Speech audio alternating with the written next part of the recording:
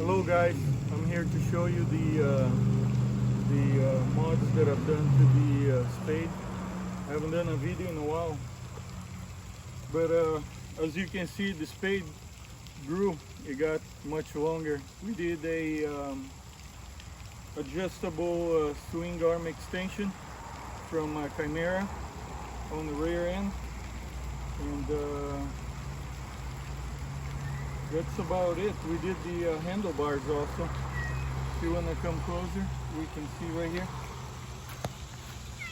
These are the extensions. This company makes the rear swing arm extensions for the Honda Grom, and they also make the ones for the Kinko spade. So these are very high quality, and they're not very cheap. They run about $200. But it's totally worth it. You take all the original adjusters for the chain and the axle support out, and then you slide this in right here. And these are solid billet aluminum. They're super high quality. The adjusters are much nicer quality, and it comes with everything you need to do the change. Comes with the extension for the brake and the extension for the hub bracket. It took me about 2 hours to do the switch, and I was a little hesitant to do it at first because when you extend the wheelbase, you change the way the bike functions. But on the spade, they're so short, kind of like the Grom, that when you do the extension, they really they become very sturdy, and it really stabilizes the whole bike. Another thing that I had to do was cutting the end off the fender right here because it would rub. So I cut just the minimum possible that I could have cut, and then I just moved the license plate with the little bracket up. What else? You also, when you do this extension, you're gonna have to buy a longer chain, and you're gonna have to cut, well, the chain has a little clip that you take it off, and then you can break the chain apart. You're gonna need the chain breaker though to do it, to push the pins out, because they're very stiff. But you need to get the extensions, you need the chain. The longer chain is gonna be 130, I think they're called, and you also gonna need well, that's it for the chain. But I also did the 31 tooth rear sprocket to get a little more top end on this bike.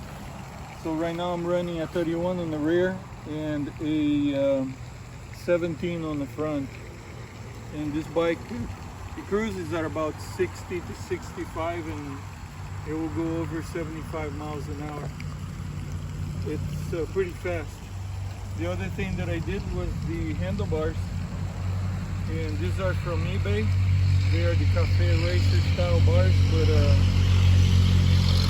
these are super nice, and they fit perfectly on this bike right here.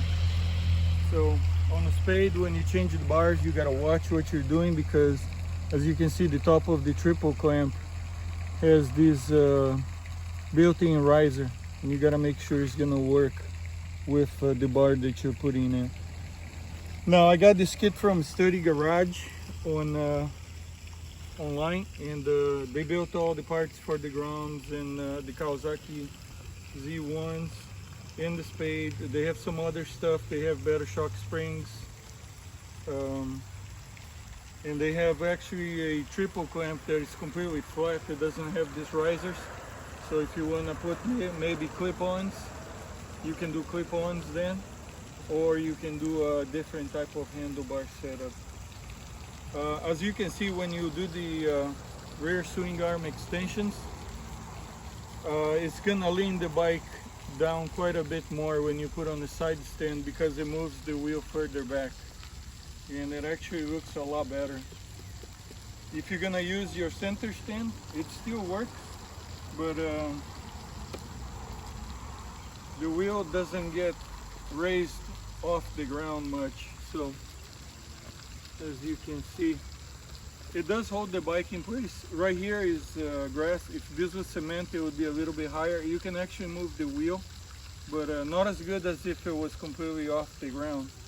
So the center stand still works, not as good as before, and that's fine with me. If you need to raise the rear end, you can always go somewhere where there is an incline and put the rear end of the bike there, and then they work fine.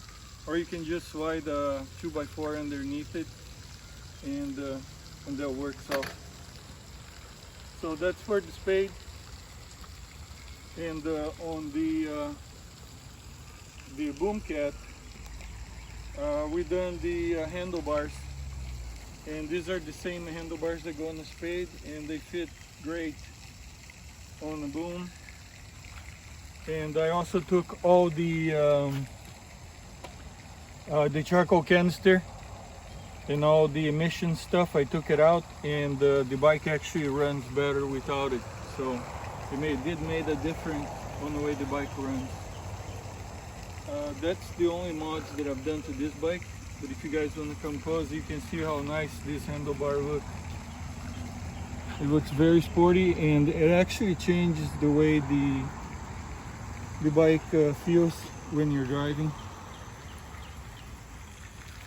Now these are not super easy to put it on because they don't come with the hose for the controls for the switches.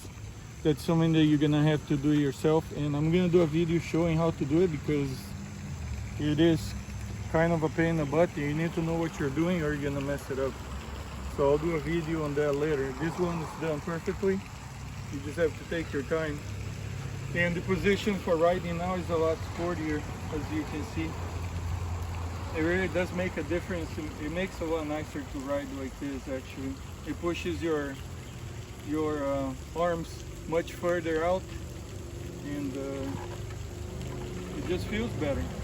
And this one, it also the same handlebars also push your handlebars forward out a bit, and it gives you a much better ride too. As you can see, the bike it looks so much better, and it's a lot more stable when you're on the road. I guess that's it for now, and see you guys later. Bye.